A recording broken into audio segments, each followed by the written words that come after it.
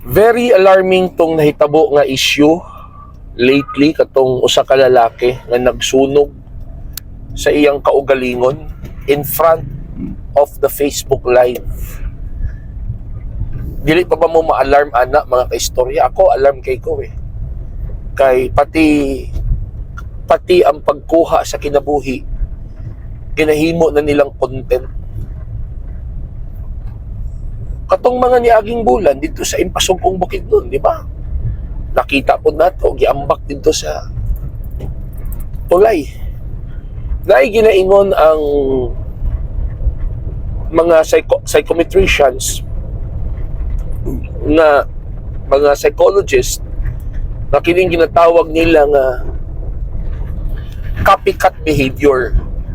What is this copycat behavior? Kung unsay ilang nakita sa social media, ginaawat. Halimbawa, kining ingon-ani, kining pagkuha sa kinabuhi, di ba?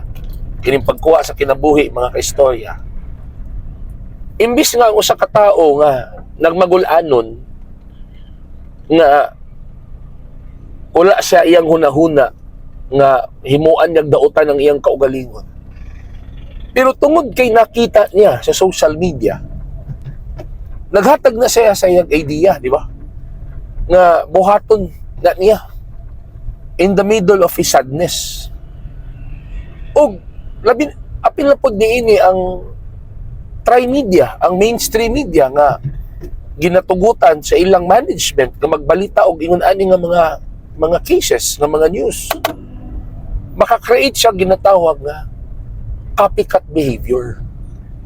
So because of this, mutaas ang kaso sa mga ingon-ani kining pagkalas sa kinabuhi. Kaya itong nahitabo sa Impasugong miambak sa tulay, nagsunog sa iyang kaugalingon at tubangan sa Facebook.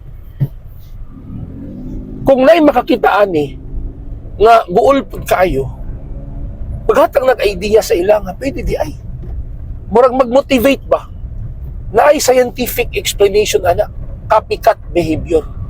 So sa itong buhaton, dapat mo aksyon na atong gobyerno ani. Kung pwede ha, maghimog balaod yun nga mamonitor og ayo, mamonitor unsaon na abot, unsaon na, pero dapat yun buhaton ang mga content sa social media. Kaya may tabo man god na-upload na,